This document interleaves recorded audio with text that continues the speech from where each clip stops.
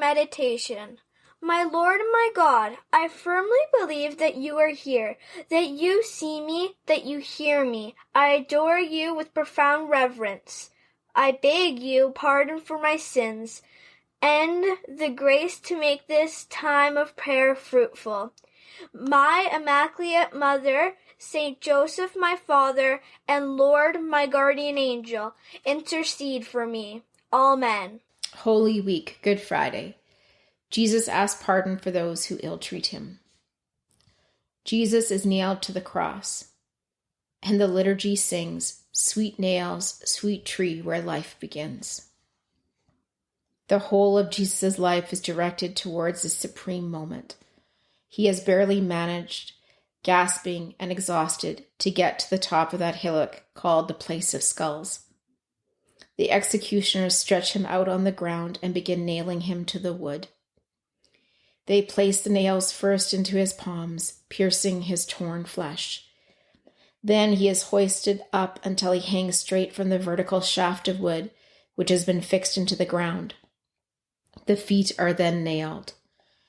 Mary, his mother, contemplates the scene. The Lord is firmly nailed to the cross. He has waited for this for many years, and this day he is to fulfill his desire to redeem all men.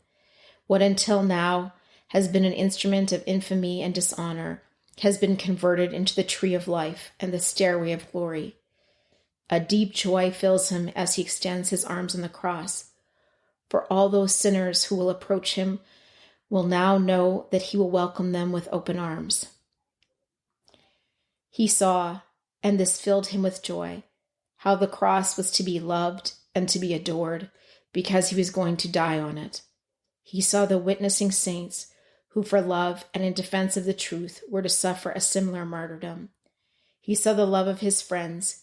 He saw their tears at the foot of the cross. He saw the triumph and the victories Christians would achieve under the standard of the cross. He saw the great miracles which with the sign of the cross would be performed throughout the world.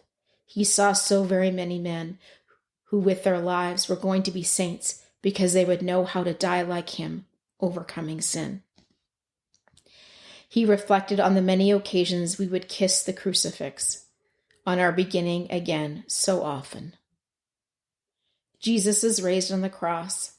Around him is a distressing scene. Some pass by and jeer. The chief priests, more scathing and sarcastic, scoff at him. Others, indifferent, are mere spectators. There is no reproach in Jesus' eyes, only pity and compassion. He is offered harsh wine and myrrh. Give strong drink to him who is perishing, and wine to those in bitter distress. Let them drink and forget their misfortune, and remember their misery no more. It was custom to make such humanitarian gestures with condemned men. The drink, a strong, rough wine made with some myrrh, had a numbing effect and made the suffering more bearable.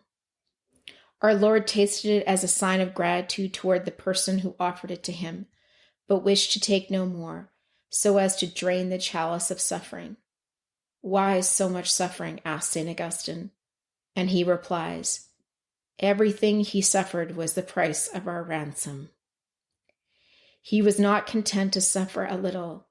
He wished to drink the chalice to the dregs without leaving a single drop behind, so that we might learn the greatness of his love and the baseness of sin, so that we may be generous in self-giving, in mortification, and in the service of others.